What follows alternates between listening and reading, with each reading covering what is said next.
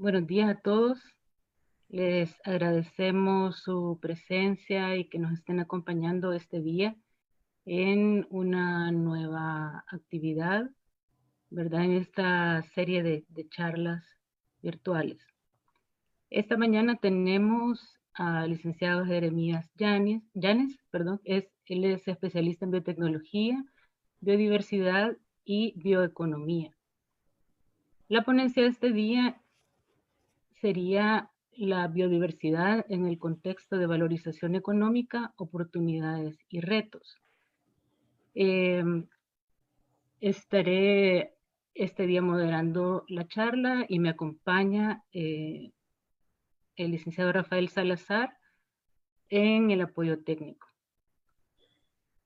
Eh, para dar inicio a la charla, voy a hacer una presentación muy breve del licenciado Jeremías Llanes, ¿verdad? Para que podamos conocer un poco de su quehacer. Él es licenciado en biología de la Universidad de El Salvador. Tiene una maestría en filosofía e historia de la Universidad de La Habana, Cuba. Su experiencia es la asesoría técnica regional a organismos internacionales en temas de medio ambiente, valorización económica de la biodiversidad, cambio climático y su vínculo con desarrollo sostenible y resiliencia. Ha laborado en instituciones de gobierno en ejes temáticos como la biodiversidad, la biotecnología, bioseguridad, recursos genéticos.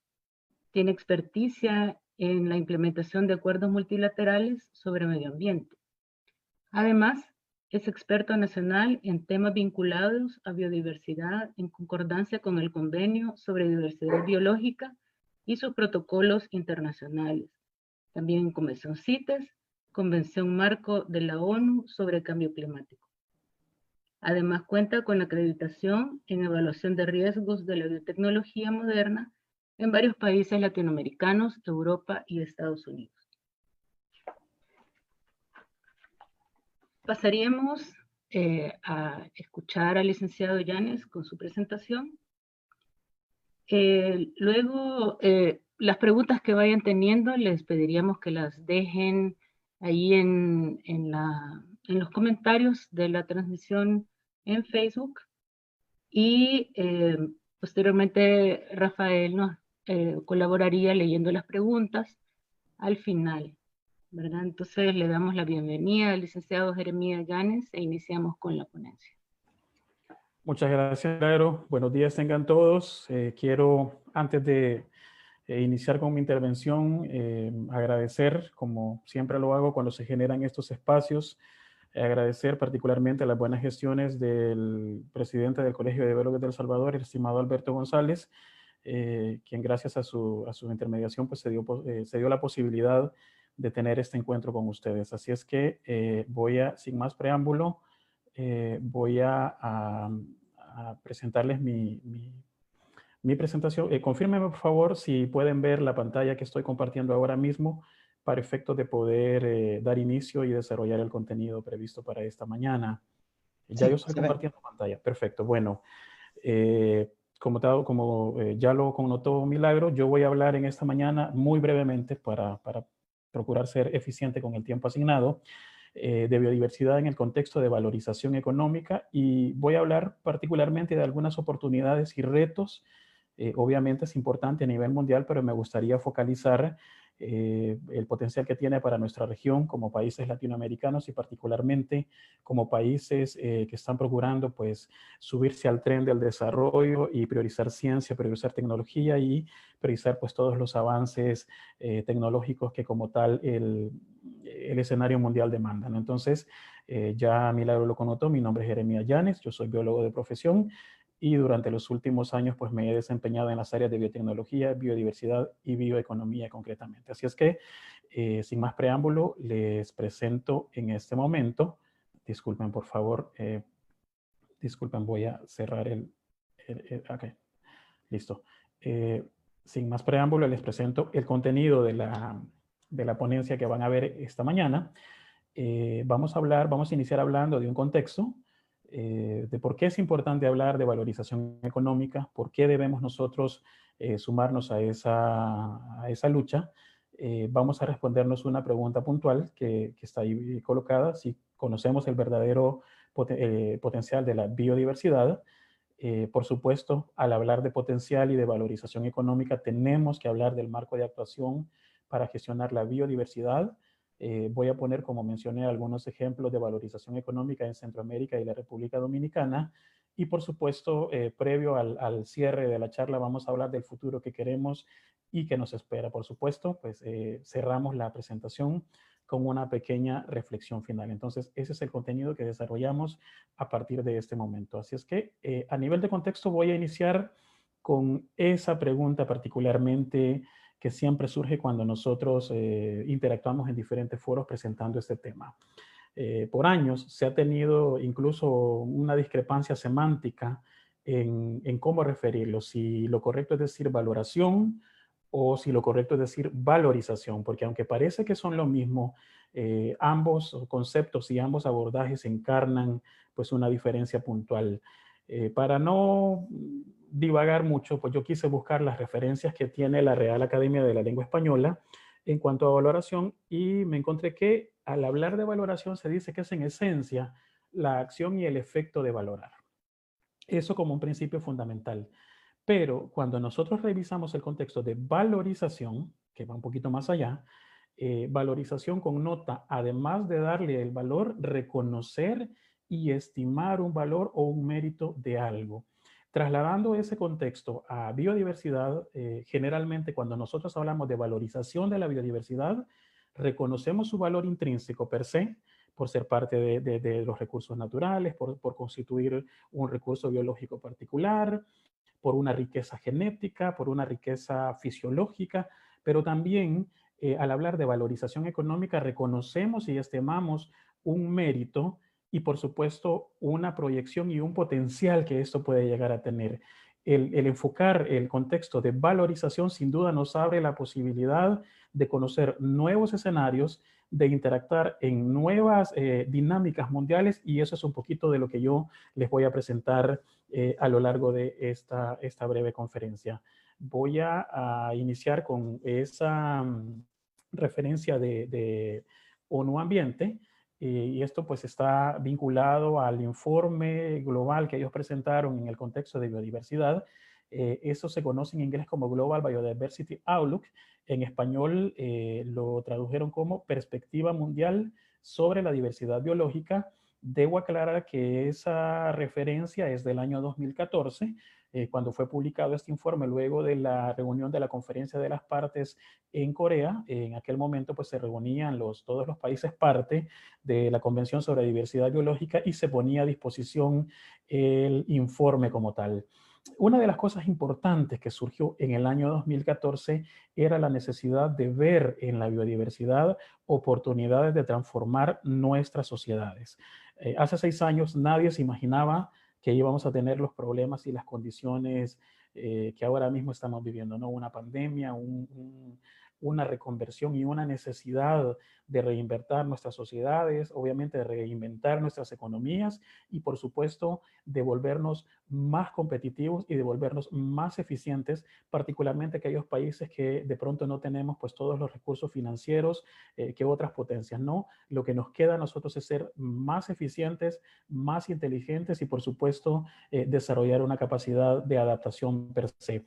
Ese informe al que hago referencia, el informe de perspectiva mundial de diversidad biológica, ahí tienen ustedes en pantalla pues la portada del documento y ahí está la fuente también para quienes deseen consultarlo, pues acá al pie de la portada está la fuente de donde fue tomado ese documento para quien desee compartirlo, para quien desee consultarlo.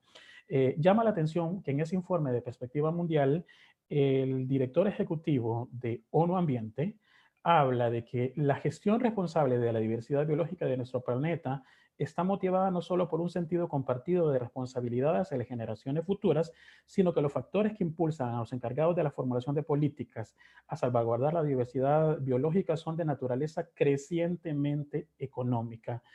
Nótese que se está viendo a la biodiversidad no solo como un elemento natural que provee estabilidad, que provee bienes y servicios, que provee servicios ecosistémicos per se, sino también una oportunidad de trascender en el plano de valoración socioeconómica.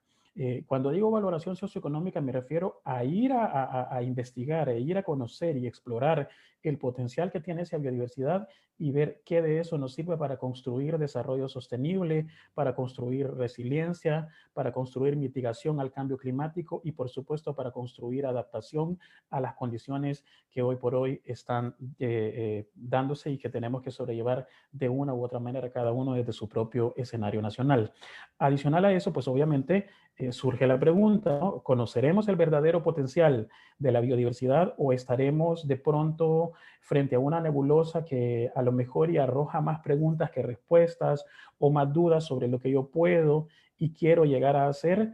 O probablemente en algunos países sí se tenga digamos, un contexto de valoración real, probablemente sí se tenga una visión que permita construir pues una sociedad consciente, una sociedad que valore y por supuesto que aproveche de manera sostenible sus recursos biológicos. Esa pregunta particularmente la vamos a abordar y vamos a conocer algunos elementos para poder tener las mejores respuestas posibles. Eso que ustedes tienen en pantalla es una publicación, bueno, hay muchísimo de lo que gira en torno a eso, pero particularmente me gusta mucho esa, es una publicación que versa sobre biología sintética y la quise mostrar a ustedes precisamente porque cuando hablamos de potencial, generalmente a nosotros se nos dice vayan e investiguen para qué sirve la biodiversidad.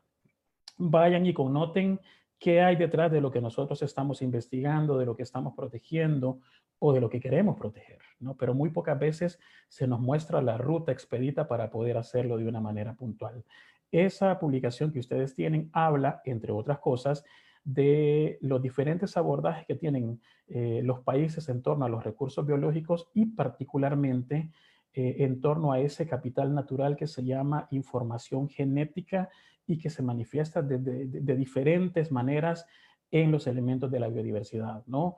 Todo lo que está vivo nosotros sabemos que tiene ADN, todo lo que está vivo tiene información genética que es importante y todo lo que está vivo hoy por hoy en el nuevo escenario mundial es sujeto de interés para propiciar valoración económica. Hoy por hoy los países están hablando de diferentes tratados, de diferentes formas de abordaje, las convenciones y las reuniones internacionales que están ahora mismo desarrollando la agenda de biodiversidad, le están diciendo a los países, prepárese, prepárese, forme cuadros, fortalezca sus instituciones y sobre todo tenga planes nacionales que sean coherentes a la dinámica mundial y al contexto internacional que hoy por hoy nos convoca. He querido presentar eso porque para poner un ejemplo de los tantos que hay muchísimos, ustedes van a encontrar muchísimos, ¿no? Pero para poner un ejemplo de los tantos que hay, a mí me gusta siempre ilustrar esta imagen que ustedes tienen en pantalla y de hecho no es la primera vez que la comparto, particularmente esta semana yo he estado recién terminando clases en una universidad privada en la que estoy apoyando aquí en El Salvador y hablando particularmente con algunos estudiantes en torno a los valores intrínsecos que tiene la biodiversidad, yo presentaba ese ejemplo particular. Veía, por ejemplo, que esa base de datos que ustedes tienen en pantalla, que se llama DNA Barcoding o el código de barras de DNA, hoy por hoy es una de las plataformas que están a disposición, que son de libre acceso y en la cual nosotros podemos encontrar una cantidad de información en torno a la diversidad biológica de nuestros países, tal cual aparece representado lo que necesitamos concretamente para poder llegar y conocer y acceder es lo que está dentro de esa maravillosa diversidad que está presente en nuestros países, que es su información genética, que son sus características, es su capacidad de adaptación, es su capacidad de interacción, es su capacidad de interconectarse en un escenario mundial de elementos de biodiversidad y, por supuesto, para poder hablar de valorización y para poder connotar diferentes aspectos que nos permitan trascender y nos permitan llegar a transformar nuestros escenarios de abordaje y transformar nuestros escenarios de agendas académicas, de agendas científicas y por supuesto de agendas ambientales, necesitamos todos sin excepción estar claros de qué tenemos y de qué podemos echar mano. Nadie puede aprovechar lo que no sabe que tiene. Y por supuesto, y peor aún, nadie puede proteger lo que no sabe que tiene.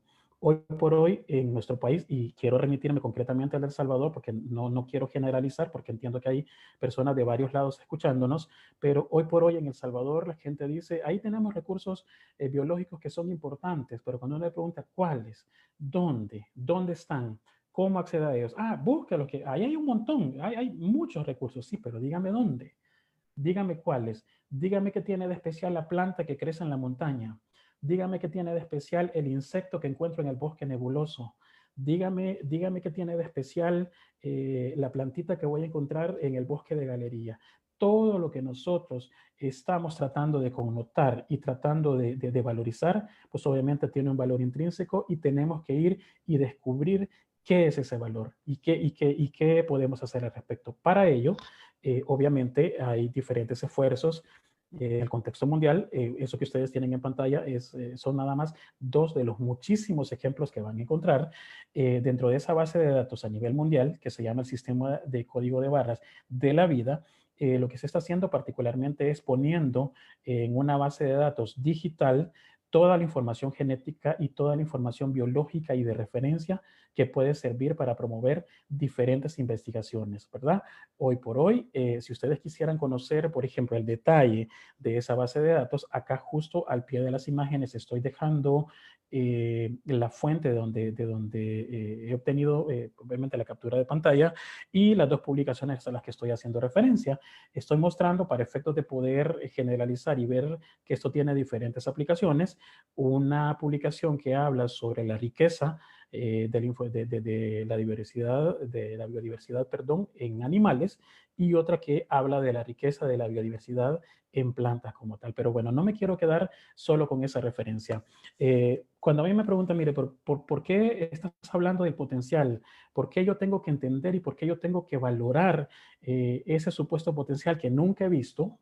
Ese supuesto potencial del que mucha gente habla, de que nos dicen que es importante cuidarlo, del que nos dicen que es importante conocerlo, del que nos dicen que es importante promoverlo, pero ¿por qué yo tengo que estar consciente y por qué yo debo estar al tanto de eso que está pasando? Y bueno, el contexto y la connotación es tal cual lo que ustedes van a ver ahora mismo. Esa publicación que tienen en pantalla, de hecho, es una publicación que está disponible a partir del Jardín Botánico de Londres, el Real Jardín Botánico de Londres, en donde habla del estado mundial de las plantas para el año 2017. Si bien es cierto, es un reporte que tiene ya 3 años, pero vale la pena conocerlo, sobre todo por la connotación y por el contexto que esto como tal tiene. De entrada, esa publicación nos dice de cómo las plantas hoy por hoy están proveyendo servicios que son indispensables y que son ineludibles en cuanto al contexto de evaluación y de importancia per se. Obviamente hay nuevos descubrimientos, hay mucho trabajo en torno al trabajo de genómica en plantas, tal cual ustedes están viendo en pantalla, y por supuesto hay usos que son muy generalizados. Esto obviamente depende digamos, de los diferentes usos culturales que los diversos países le dan a nivel mundial y por supuesto del potencial que cada uno pues desarrolla y que cada uno pues trata de encontrar en estos recursos como tal. Una de las cosas que llama la atención en ese informe particularmente, y ahí lo tienen ustedes en pantalla, es que al hablar de esa riqueza de plantas a nivel mundial, encontramos un dato que de pronto si a uno no le mueve el piso, entonces algo grave está pasando, ¿no? ¿Por qué? Porque se dice que de las plantas se deriva hoy por hoy el 80% de la comida que se consume a nivel mundial, ¿verdad?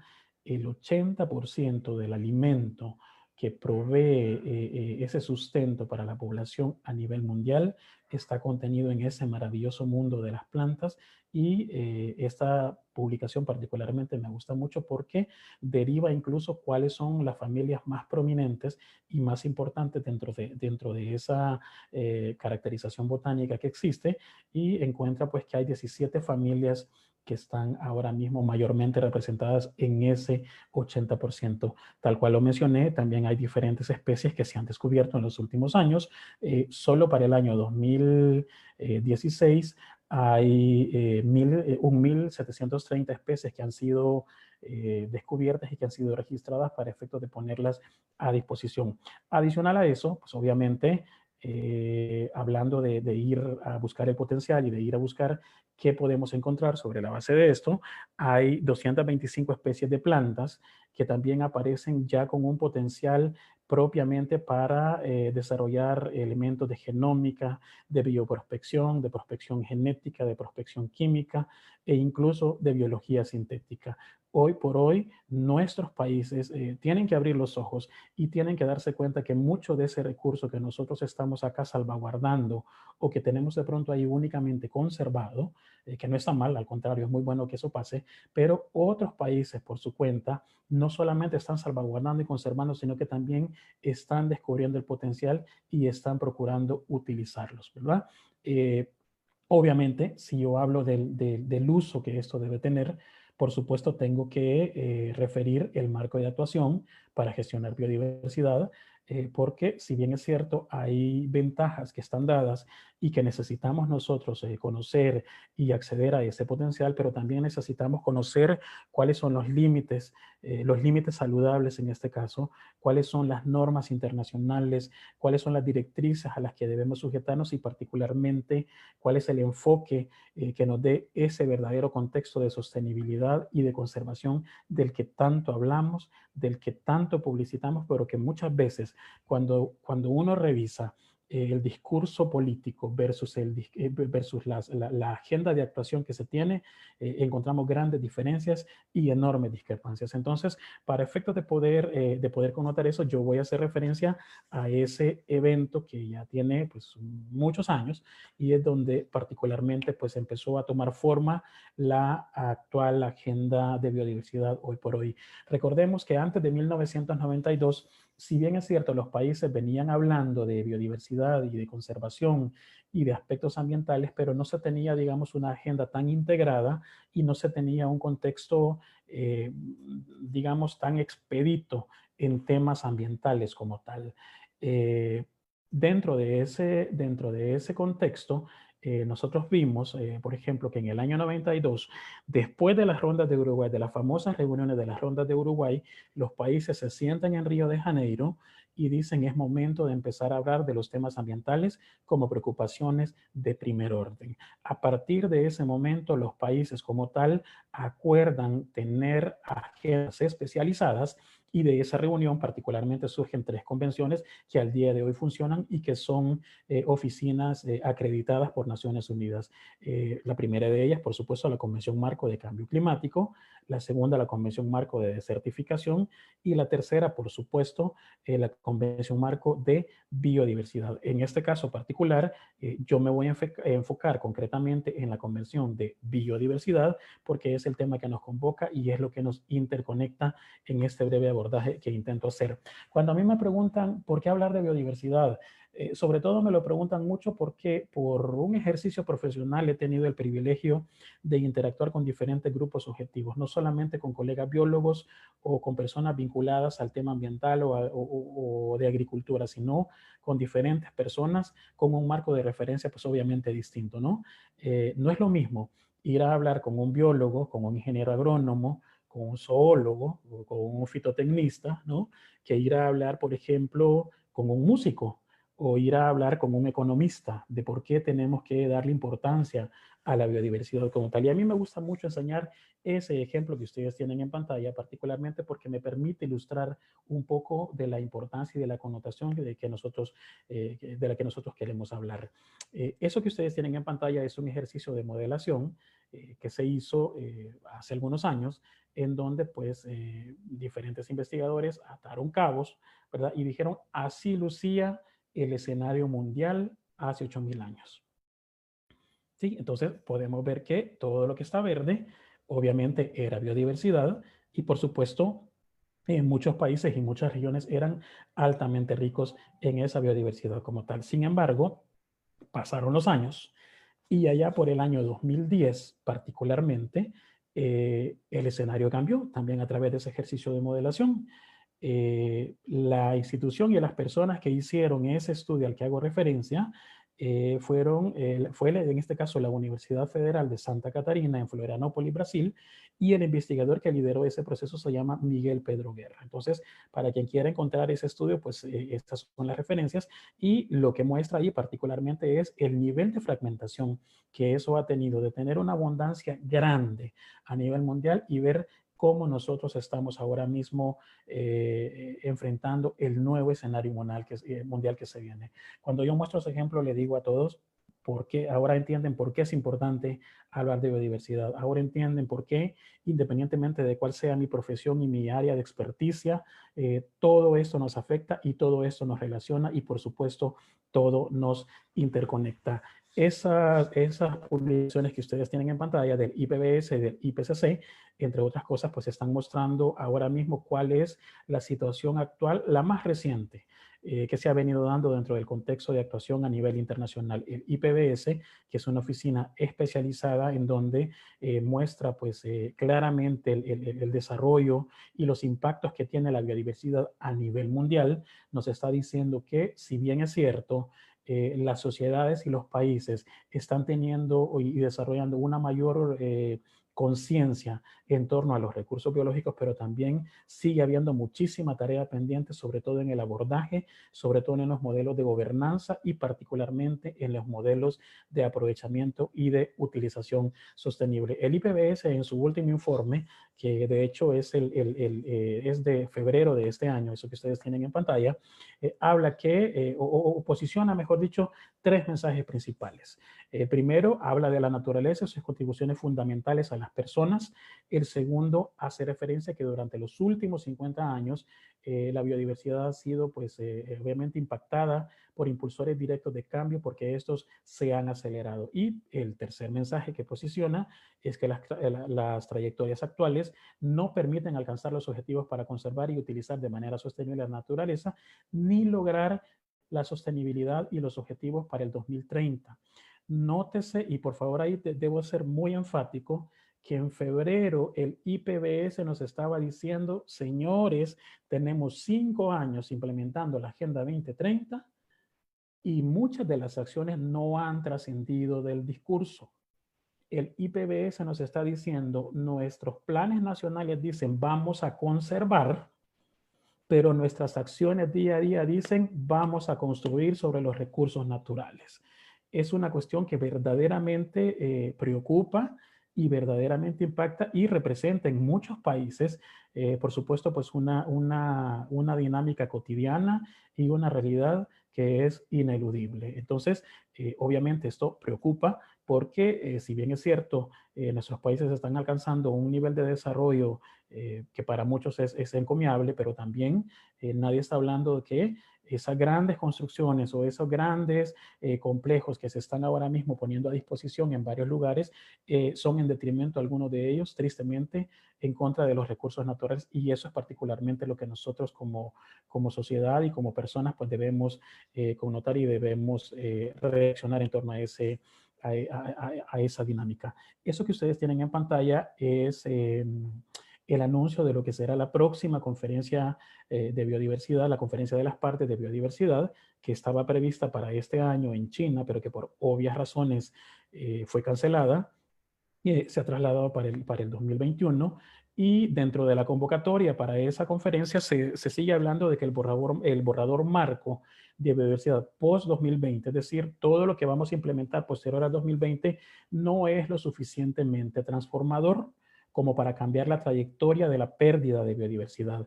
Eso nos lleva a nosotros a tener que reflexionar y a tener que construir un diálogo sostenido en donde todos podamos entender que es hora de tener un plan Marshall para la naturaleza, uno que invierta lo suficiente, mejor dicho, en protección, restauración y gestión de la sostenibilidad de la biodiversidad. ¿Por qué? porque dentro del enfoque de desarrollo de la Agenda 2030 hay un objetivo 15, ¿verdad? Que dice vida de ecosistemas terrestres. Y cuando uno revisa las interacciones de este objetivo, pues por supuesto impacta con todo, con absolutamente todo lo que la agenda como tal demanda. ¿Por qué? Porque queremos acabar con el hambre, queremos acabar con la pobreza, queremos mejorar salud, queremos mejorar educación, queremos trabajar porque haya igualdad de condiciones entre hombres y mujeres, queremos agua limpia, etcétera.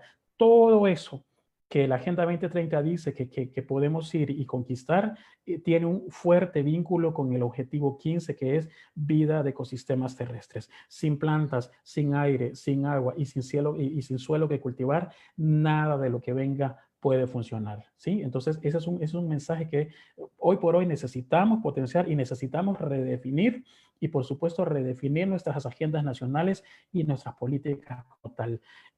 Haciendo una referencia en lo que connotó la reunión de Río de Janeiro, en aquel momento, en 1992, los resultados puntuales que se tuvieron desde la Agenda 21, ¿verdad? Que fue, en este caso, un instrumento, digamos, no jurídicamente vinculante porque no encarnaba esa obligatoriedad para que los países como tal lo pudieran cumplir, pero si bien es cierto, dejó elementos puntuales para que existieran diversas orientaciones que sí podían ser jurídicamente vinculantes, entre ellas, por supuesto, el convenio sobre la diversidad biológica que tienen ustedes en pantalla y, como ya he venido connotando, la Agenda 2030 con objetivos específicos que están mostrando hoy por hoy qué es lo que podemos y qué es lo que debemos hacer. Particularmente, hablar de biodiversidad es hablar de una gestión de los elementos de diversidad biológica en el contexto mundial, tomando en cuenta que hay reglas, que hay normas establecidas y que en la medida en que nosotros seamos eficientes implementando esas normas, en esa medida podremos ser absolutamente proactivos y lograr un verdadero desarrollo sostenible. Hoy por hoy, el convenio sobre la diversidad biológica que derivó de aquella reunión en 1992 tiene un enfoque temático muy extenso, ¿verdad? Que va desde consideraciones básicas hasta manejo de la biotecnología. Por cuestión de tiempo, obviamente no puedo ir enlistando uno a uno, pero sí voy a mostrar algunos ejemplos que a mi juicio son más representativos y que hoy por hoy merecen toda nuestra atención y particularmente deben ser valorados en cualquier plan de gestión de desarrollo en el contexto nacional. ¿Por qué? Porque la Agenda 2030 nos manda y nos dice transformen el mundo. La tarea que nuestros países asumieron en el año 2015 fue vamos a cambiar el escenario mundial de cómo estaba hace 15 años. Para nadie es un secreto que en el año 2000, cuando se suscribieron los Objetivos de Desarrollo del Milenio, teníamos 15 años para transformar el mundo, pero pasado casi una década, los países dijeron, mire, pero tenemos mucha tarea pendiente. Es así que esos Objetivos de Desarrollo del Milenio, los 8 Objetivos de Desarrollo del Milenio, que solo estaban dados para países desarrollados, se convirtieron en los nuevos Objetivos de Desarrollo Sostenible y de ser 8 pasaron a ser 17, que ahora tienen un vínculo y una obligatoriedad de cumplimiento tanto para países subdesarrollados como para países desarrollados. Es decir, que a partir del año 2015 nosotros no tenemos excusa para decirle, mire, yo no hice lo suficiente para paliar los efectos del cambio climático, por ejemplo, o no hice lo suficiente porque era un país muy pobre para cuidar o para tener una adecuada gestión de la vida de los ecosistemas terrestres. A partir de esa perspectiva en donde el escenario mundial cambia con la Agenda 2030, surgen mensajes importantes que particularmente yo no puedo obviar. ¿Por qué? Porque mucho se habla de que muchas veces el implementar desarrollo es sumamente complicado porque de una u otra manera los recursos naturales siempre van a salir impactados. Sin embargo, hay algunos ejemplos que desde mi perspectiva personal son encomiables y que merecen la pena conocerlos. Uno de ellos es eso que ustedes tienen en pantalla. Ese informe que ahora mismo estoy proyectando ya tiene un ratito, es del año 2016, pero particularmente me gusta enseñarlo cuando diserto sobre estos temas porque connota de una manera muy interesante y muy integrada el mensaje que yo estoy tratando de posicionar. Si bien es cierto, la agenda está dada para que el mundo se transforme, pero se necesita tener un abordaje y una connotación que efectivamente posiciona a los países con acciones reales en cuanto a cambio climático, a vida submarina y a vida de ecosistemas terrestres. ¿Cómo se logra eso? Ahí tienen ustedes un posible ejemplo.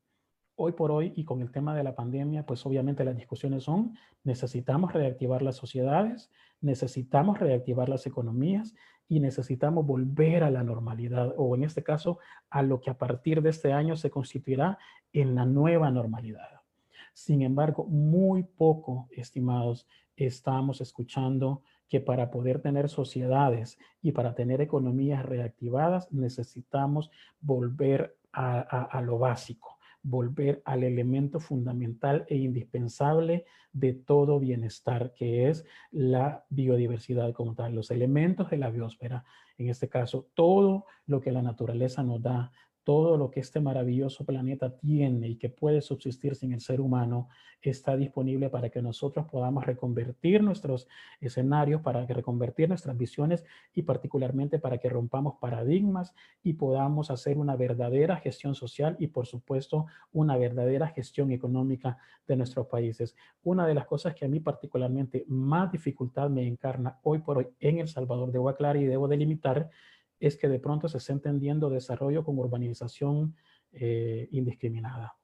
Y el desarrollo va mucho más allá y tiene muchos más matices, ¿no? En la medida en que nuestros tomadores de decisión y que las instituciones que son las encargadas de gestionar esos temas entiendan la necesidad de sensibilizar primero a los que toman las decisiones y segundo de sensibilizar de manera compartida y como un ejercicio de responsabilidad compartida a las sociedades, entonces solamente hasta ese momento vamos a poder tener una verdadera visión transformadora. Eso que ustedes tienen en pantalla es una publicación. Me gusta enseñarlo por dos razones particularmente. Primero, porque hace un abordaje interesante sobre la valoración de la biodiversidad desde una perspectiva ambiental y desde una perspectiva de economía ecológica.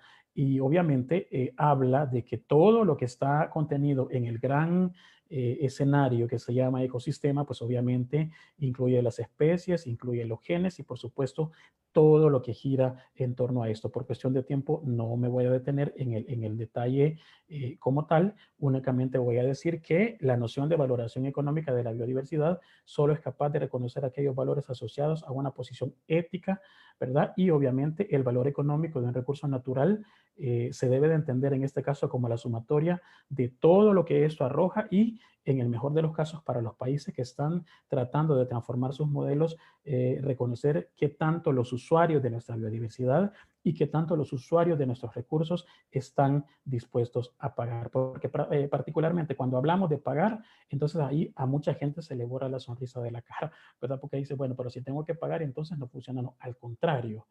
Si tengo que pagar es porque esto es tan importante, es tan valioso y es tan preponderante que por eso yo dentro de mi escenario de actuación puedo venir y ofrecerle y darle un matiz de valoración socioeconómica. Un ejemplo del que estoy tratando de connotar es eso que ustedes tienen en pantalla. Esta plantita que aparece ahí a la izquierda de sus pantallas es la famosa centela asiática. Haciendo un ejercicio de connotación y de reconocer todos los valores que esto tiene, yo les compartí a mis estudiantes recientemente de la cátedra de bionegocios, les ponía este ejemplo y les decía, mire, tenemos que aprender a reconocer todos los valores que la biodiversidad como tal tienen y todo lo que nos pueden ofrecer, ¿no? Por un lado, hay un valor intrínseco porque poseen vida, ¿sí? Por otro lado, hay un valor directo porque solo el hecho de estar en contacto con él, pues yo me puedo beneficiar. Hay un valor indirecto porque obviamente si yo consumo cualquier elemento de la biodiversidad, en este caso la centela asiática, pues tiene madecadócido, ácido asiático, ácido madecásico, término sólido, asiático sólido. Entonces, todo lo que la centela asiática tiene, la gente lo puede consumir nada más con hacer un simple té. Y adicional a eso, hay un valor utilitario ya si yo lo quiero extrapolar a un contexto de utilización comercial en investigación aplicada y por supuesto esa plantita tiene un valor utilitario, que representa bienes, servicios, información y beneficios. ¿Por qué? Porque tiene acción cicatrizante, porque la planta tiene acción antifúngica, porque la planta tiene acción antiulcerosa y acción venotónica, particularmente para las mujeres que padecen ese terrible mal de las varices, entre otras cosas.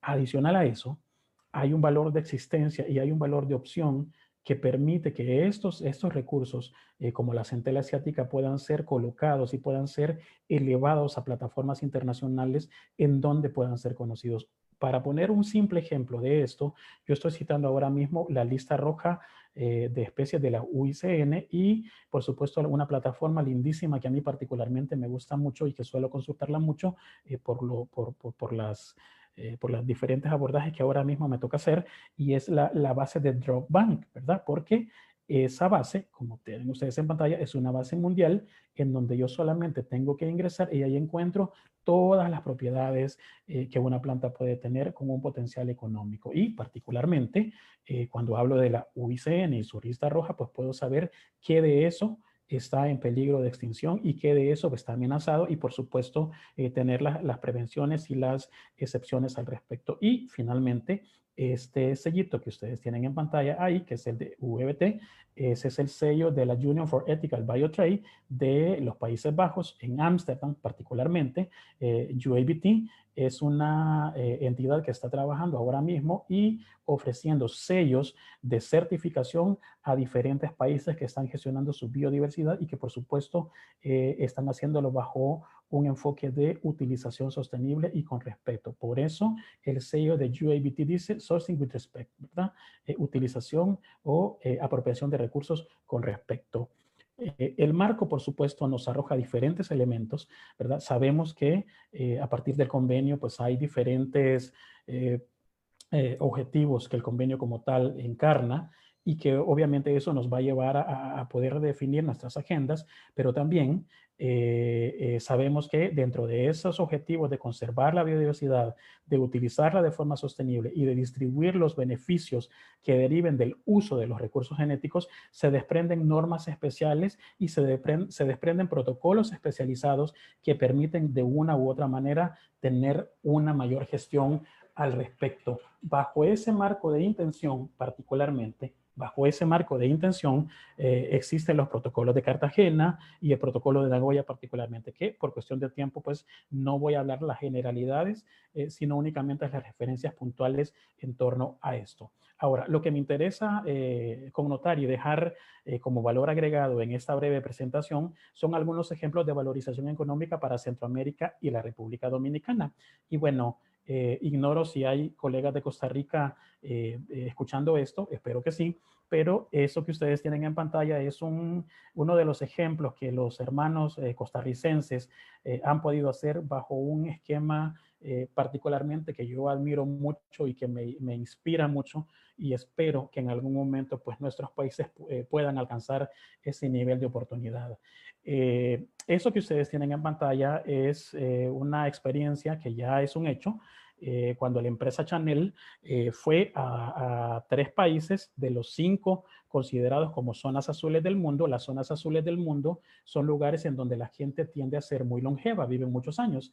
Entonces, Chanel dijo, bueno, algo debe de tener esos lugares para que la gente viva mucho. Y es así que fueron y encontraron que en Cerdeña hay unos olivos que tienen un alto contenido de elementos que protegen la piel, que en Grecia hay un árbol que se llama lentisco, cuya savia tiene una capacidad de regeneración natural, y en Costa Rica, en la provincia de Nicoya particularmente, el café verde, nótese verde, no maduro, sino que verde, tiene propiedades antiinflamatorias y antioxidantes.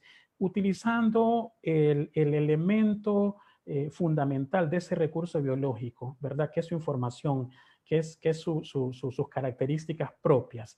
La empresa extrajo las características que necesitaba y sobre la base de eso creó ese producto que ustedes tienen en pantalla que se llama Blue Serum de Chanel, ¿verdad? ese producto ya está disponible para venta y consumo y por supuesto representa un antes y un después en la capacidad de gestión y en el potencial que tienen los países para poder aprovechar sus recursos de mejor manera. ¿Cómo lo hicieron? Bueno, ahí tienen ustedes una pequeña representación. Hay normas internacionales, como acabo de decir, dentro de ese marco, en donde países proveedores de recursos tienen que llegar a acuerdos con usuarios potenciales, en este caso fue la empresa Chanel, y obviamente se tienen que establecer condiciones que permitan llevar a un consentimiento y proveedor y usuario cierran filas, por decirlo de alguna manera, y obviamente al obtenerse un resultado que represente un beneficio resultante, pues obviamente hay que proceder a un ejercicio de distribución de beneficios. Los países nos preguntan cómo yo distribuyo mis beneficios si no tengo experiencia, no tengo capacidad, nadie me ha explicado cómo hacerlo. Pues bueno, por eso es importante conocer el marco de actuación y por eso es importante estar claro de qué elementos valiosos tenemos y con qué contamos nosotros para poder hacer ese ejercicio de implementación y de valoración y aprovechamiento socioeconómico. Hoy por hoy, para el tema de recursos genéticos, porque ese es un ejemplo concreto en recursos genéticos, el protocolo de Nagoya, que se deriva del convenio sobre diversidad biológica, es un elemento indispensable para proceder. Al igual que los hermanos ticos lo han hecho con el café, los hermanos de República Dominicana también están trabajando ahora mismo con una empresa norteamericana que se llama Medolife y están particularmente pues aprovechando el veneno del alacrán azul, ¿verdad? Que se llama azul, pero no es de color azul, sino que así se llama nada más el alacrán, y porque el veneno de ese alacrancito tiene una propiedad o tiene una clorotoxina, mejor dicho, cuyo contenido pues permite elaborar un medicamento que sirve para tratar el cáncer.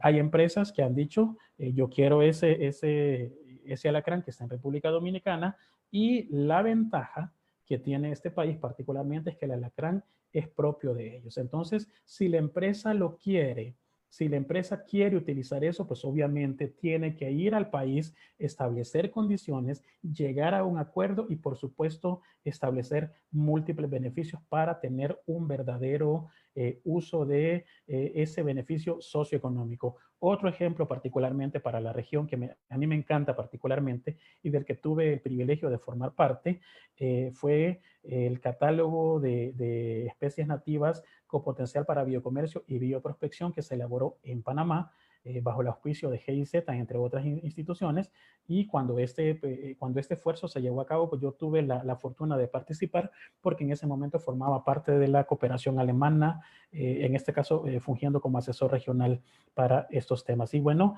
este esfuerzo como tal, les digo, derivó de un programa que se llamó Promoción del Potencial Económico de la Biodiversidad de manera justa y sostenible para poner en práctica el protocolo de Nagoya particularmente, que es sobre acceso a recursos genéticos. Pero eso va más allá.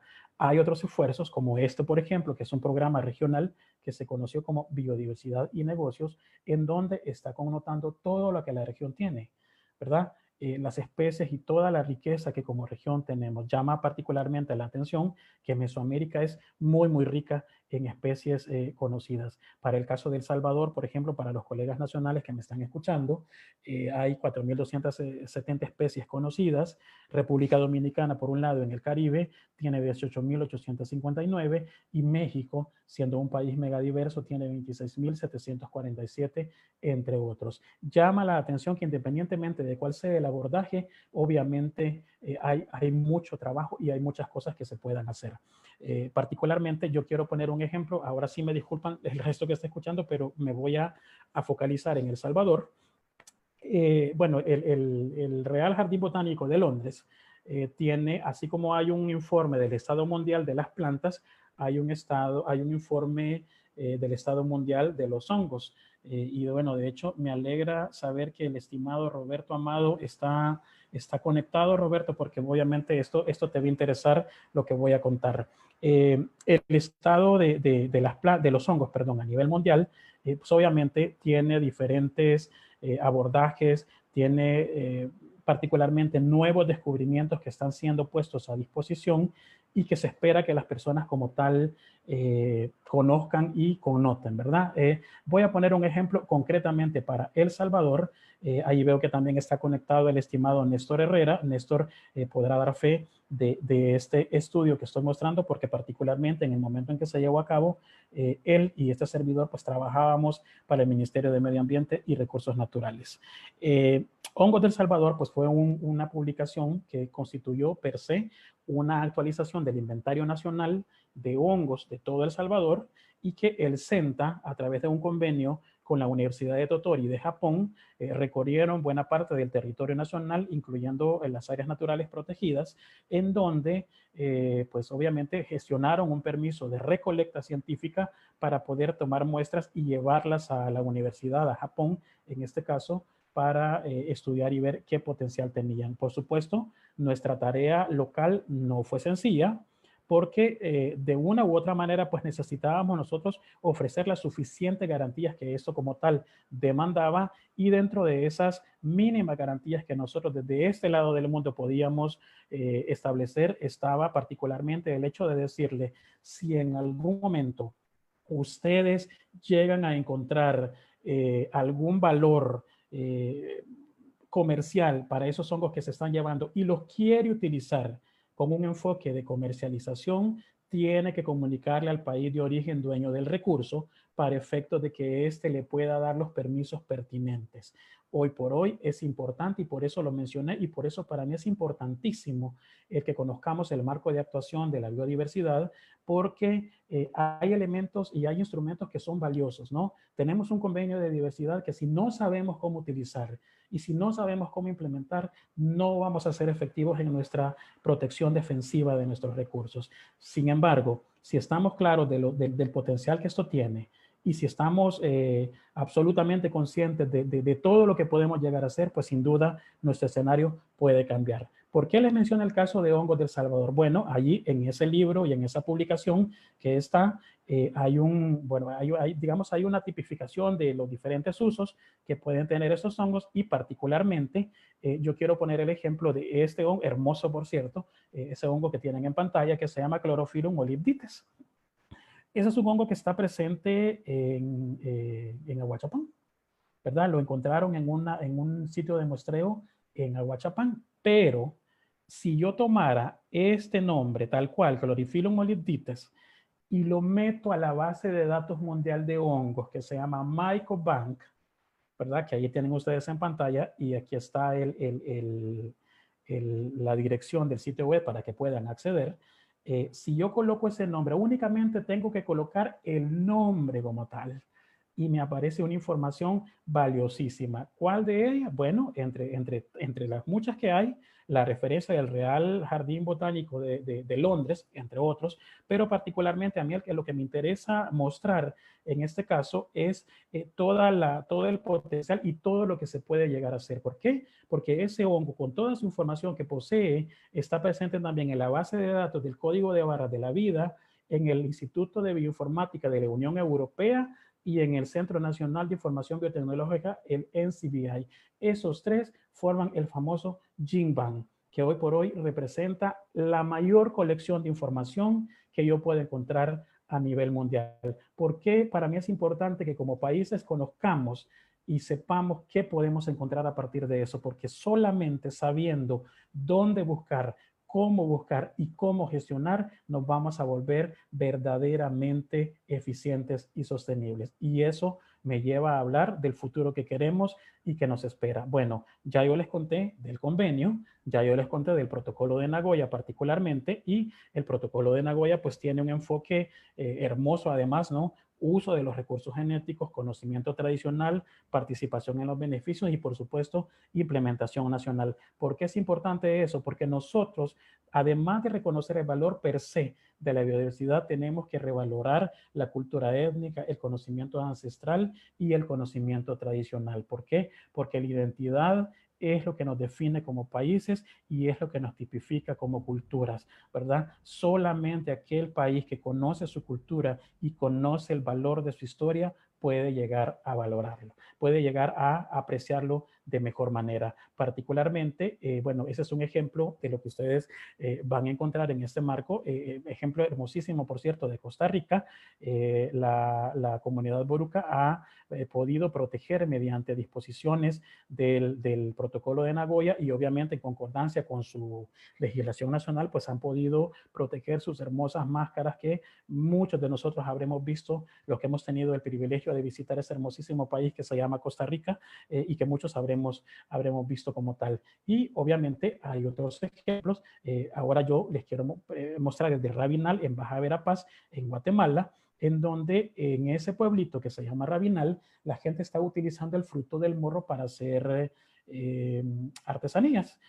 Lo interesante es que utilizan 3 elementos de la biodiversidad, ¿verdad? El primero, por supuesto, es el fruto del morro, ¿verdad? Que lo colorean y el color negro lo logran a partir de la cera de un insecto que se llama nig, ¿verdad? Así tal cual, N-I-J, nig.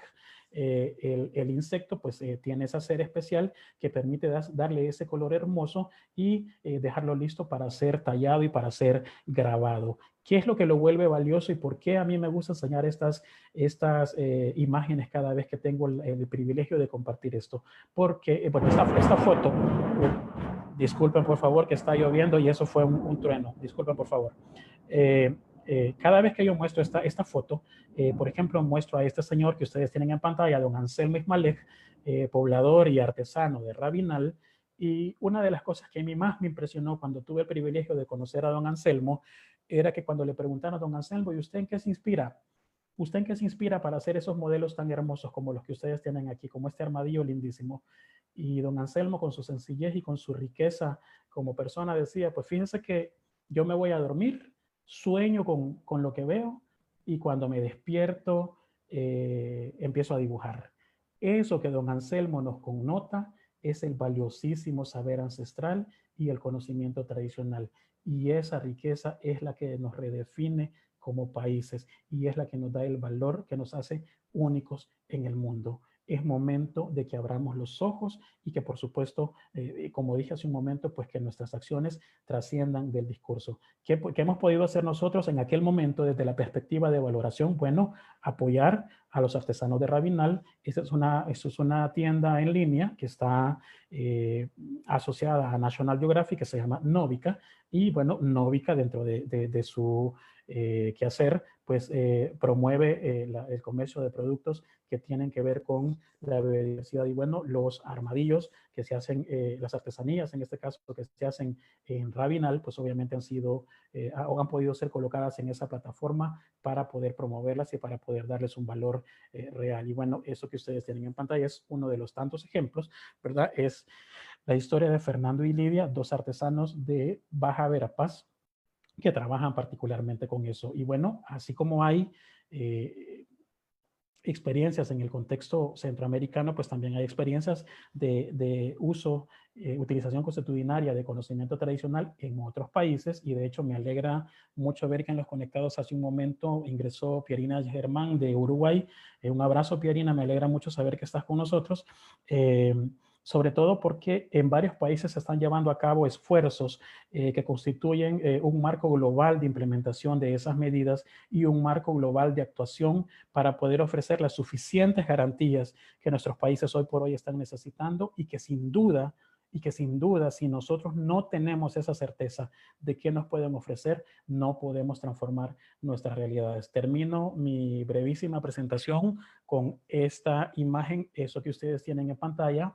Es un esfuerzo emergente, no les puedo compartir mayores detalles hoy por hoy porque recién estamos tratando de empezar, pero eso que ustedes tienen en pantalla es un esfuerzo internacional implementado por el Centro Multidisciplinario de Investigación en Cannabinoides, que está coordinado por la Universidad Hebrea de Jerusalén y que acuerpa a diferentes universidades del mundo en donde están pidiendo que en Centroamérica, incluyendo El Salvador, nosotros empecemos a hablar de que nuestros consejos de salud pública hablen de valoración económica y hablen de los usos aplicados de la biodiversidad como tal. En este caso, estamos ahora mismo tratando de incidir, estamos justo empezando, tratando de incidir en la agenda de salud para que nuestras autoridades y nuestros tomadores de decisión rompan paradigmas mentales y empiecen a hablar de los usos y de los beneficios que tiene el uso medicinal con enfoque plenamente científico de la marihuana, ¿verdad? Esta puede servir para tratar desde cáncer, autismo, enfermedades metabólicas, enfermedades de epilepsia, entre otras tantas. Obviamente, esto no es una cuestión antojadiza, hay todo un escenario científico internacional digamos que se mueve en torno a esto, y particularmente pues la cannabis como tal pues tiene un alto porcentaje de contribución a los objetivos de desarrollo sostenible. Lo que hay que hacer es conocer el recurso, desmitificarlo, romper paradigmas mentales y por supuesto no estigmatizar nada, particularmente la investigación científica. El futuro empieza aquí, dicen los australianos en una publicación de hace poquito más de 18 años, y ellos dicen que el futuro empieza a partir del momento en que la ciencia se vuelve prioridad. Solamente aquel país que invierte en ciencia, en educación, puede ser efectivo implementando tecnologías e implementando cooperaciones en todos los ámbitos de actuación que sus escenarios nacionales como tal demandan.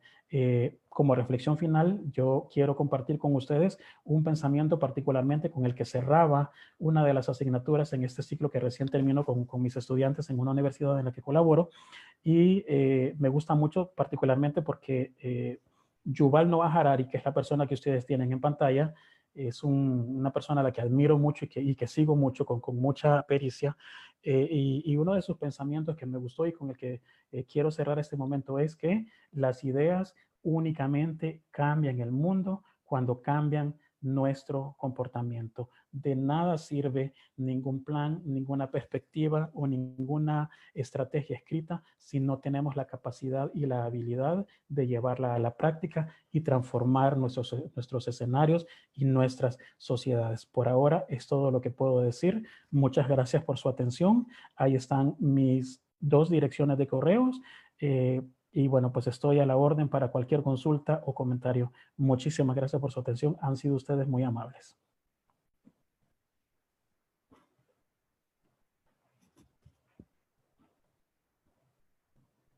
Muchas gracias, Jeremías. Una excelente ponencia y sin duda temas muy importantes los que has expuesto.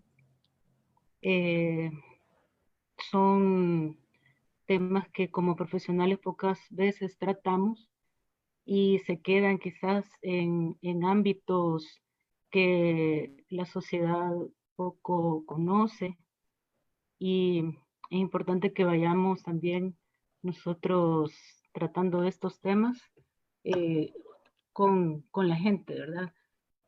Tenemos algunos saludos que vamos a leer. Por favor, Algunos, adelante. sí, algunos colegas salvadoreños y otros de otros países. Están saludos de Tuti Calderón, Vilma Ruth, un abrazo. Glendis Torres, Edith Cubillos, Elvia Raimundo, Yolanda Moreno de Niño, saludos desde Panamá. Un abrazo. Claudia Dueñas de Merlos, Norma Vaquero, Víctor Luna desde Colombia y Efraín Freire desde Ecuador. También saludos a todos ellos. Hay algunas preguntas. Por favor, adelante. Voy a leer la primera. Rafael Salazar dice, los trabajos de investigación dirigidos a la búsqueda de actividades biológicas en plantas y otros organismos son cada vez más numerosos, incluso en el país. ¿Cuál es su recomendación para estos investigadores que buscan conocer proyectos de bioprospección a nivel genómico o proteico de la biodiversidad nacional? Muchas gracias por esa interesante pregunta. 3 recomendaciones puntuales. Si bien es cierto, los trabajos son numerosos y es un esfuerzo encomiable, si yo tengo que recomendar, recomiendo 3 cosas en el orden. Primero, si está investigando, lo que sea que esté investigando, escríbalo y publíquelo, porque si no está publicado, no existe. 1. Segundo, y el reto es más importante, ¿no? Procure, dentro de la medida de las posibilidades, trascender y llevar eso de la teoría a la práctica, porque eso va a tener valor única y exclusivamente si es capaz de ser aplicado en la realidad y de transformar una sociedad. Y ese es el gran vacío en donde muchos, de pronto, más de una ocasión fracasamos, ¿no? Cómo yo extrapolo y cómo llevo a la práctica lo que estoy escribiendo. Y tercero, si de pronto no hay suficientes capacidades de país o institucionales o personales, busquemos alianzas, señores. Esto es una tarea que no solamente le corresponde y le compete a una persona. Tenemos que abrir los brazos, abrir el corazón y buscar alianzas. Gracias. Tenemos otra pregunta de Alberto González. Adelante, por favor. Felicidades por la importante charla. En el país siempre se ha hablado de usar especies no nativas para la seguridad alimentaria. ¿Es viable usar nuestra propia biodiversidad de flora y fauna para asegurar nuestro alimento? Bueno, no sé si es pregunta o comentario. Es un comentario con una pregunta al final. No, de hecho, no solo es viable, Alberto, es viable y es necesario, ¿sí? Hoy por hoy, particularmente en estos tiempos que se vienen, la pandemia sin duda, y aunque parezca cliché, perdón que lo diga, pero es así, la pandemia ha sacado lo mejor y lo peor nuestro, en todos los aspectos. Y bueno, yo siempre trato hasta donde me es posible de que saque lo mejor. Entonces, si esta pandemia va a sacar algo bueno de nosotros, que sea nuestra capacidad de reinventarnos y de ir por esos recursos y potenciarlos y ponerlos como elementos de primer orden en las agendas nacionales que se preparen, que se redefinan y que se reescriban a partir de ese 2020.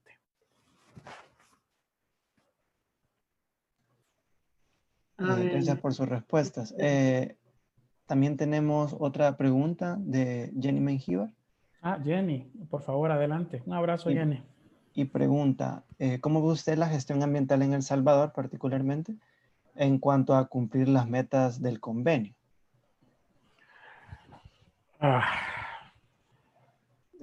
Interesante pregunta. A ver, quiero ser lo más realista, pero al mismo tiempo lo más respetuoso que me sea posible.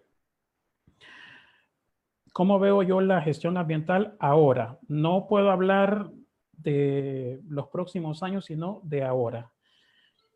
Particularmente, yo veo la gestión ambiental muy incierta hoy por hoy. Eso es lo que puedo decir. Es incierto, es preocupante de pronto el escuchar algunos pronunciamientos, algunos discursos y algunas posiciones en reuniones mundiales incluso, en donde las soluciones que se están proponiendo desde mi perspectiva personal, debo aclararlo, de pronto no son las mejores. Sin embargo, creo que también en esa nebulosa que de pronto suele haber, creo que también hay oportunidades y las sabemos aprovechar. Y acá lo que queda es que si de pronto no hay capacidad y si de pronto no hay el suficiente conocimiento, está la opción de escuchar a los que conocen, de dejarse orientar y de dejarse guiar, y sobre todo de trabajar de manera conjunta y desarrollar un espíritu saludable a la crítica constructiva, porque no toda la opinión que tiende a disentir debe connotar enemistad o enfrentamiento. Simplemente debemos abrir la mente y, por supuesto, estar atentos y ser realistas y decir, bueno, ¿hasta dónde yo puedo llegar y hasta dónde quiero llegar, ¿verdad? Porque obviamente entre una cosa y otra hay un margen, hay un universo de diferencia. Adicional a eso, yo creo que también es importante que estos temas de biodiversidad particularmente se abran, ¿no? Por años, estos temas han sido como de uso exclusivo o como de gestión personal en varias instituciones, y eso tiene que abrirse porque nadie es dueño de ninguna agenda de país. La agenda de país nos corresponde a todos. En la medida en que esta agenda nacional se extrapole, se abra y se vuelva verdaderamente inclusiva, entonces podremos tener luces reales para esa gestión ambiental que tanto estamos necesitando.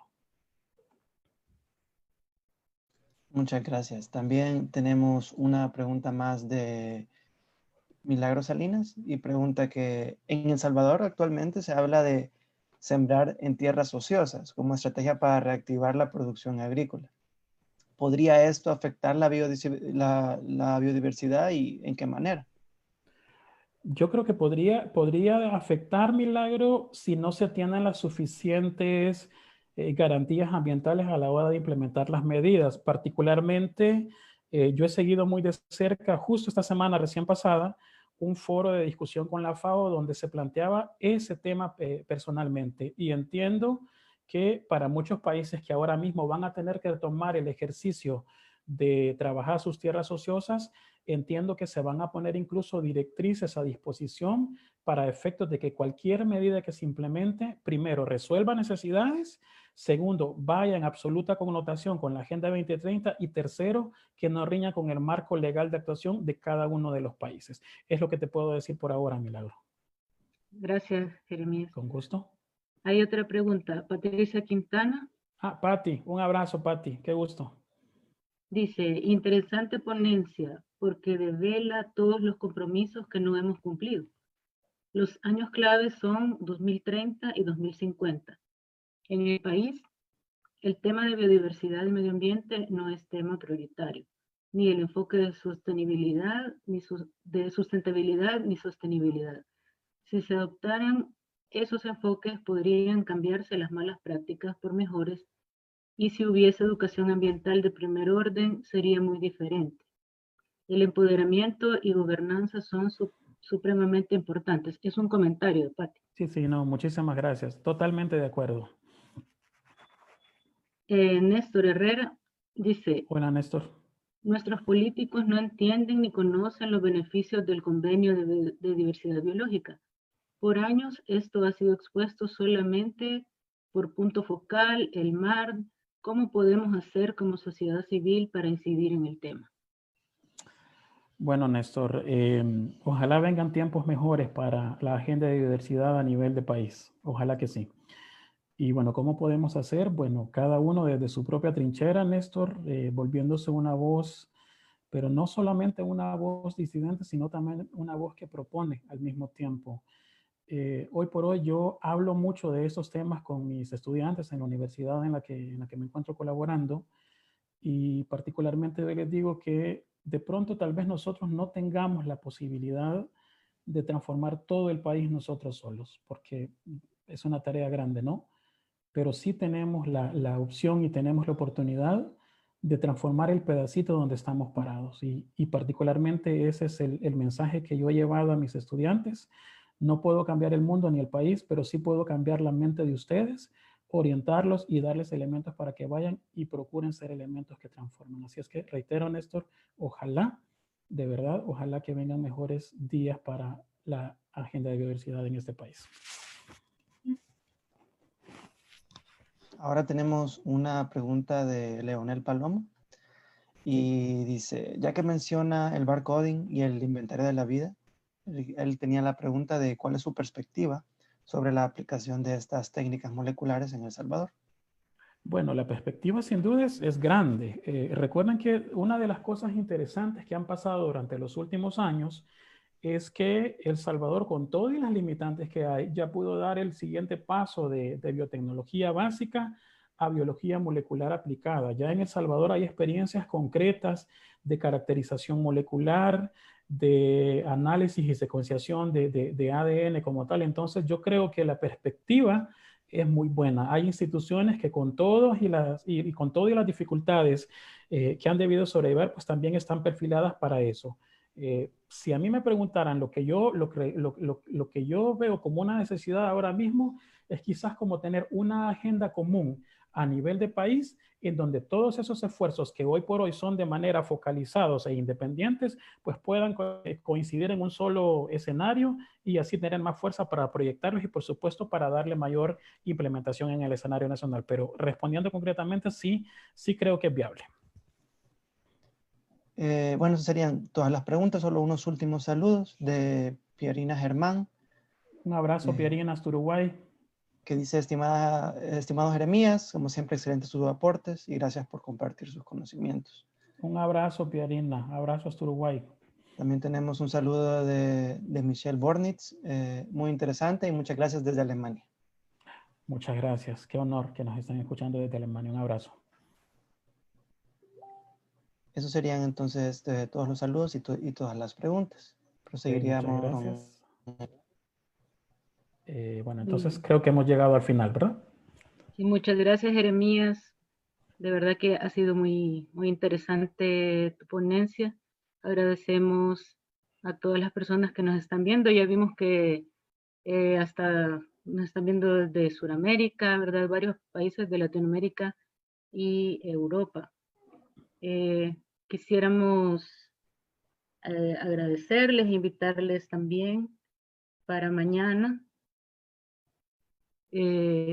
Mañana tenemos un conversatorio y estaremos invitando a colegas salvadoreños, biólogos, que trabajan en diferentes ámbitos del quehacer como biólogos en este mes en que estamos celebrando el Día del Biólogo también, ¿verdad? Que fue el 6 de junio. Mañana tendríamos este conversatorio. Tenemos a Arturo Núñez, Sebastián Campos, a Joana Segovia, Rodrigo Samayoa, Mauricio Velázquez, que son profesionales que se desempeñan en El Salvador con nuestra profesión, y al bachiller Ignacio Zabaleta, que es estudiante de nuestra Escuela de Biología. Estaré moderando este conversatorio, así que les invitamos mañana y les agradecemos nuevamente por haber estado con nosotros y gracias a Jeremías. Con mucho gusto. Buen día a todos. Que estén bien.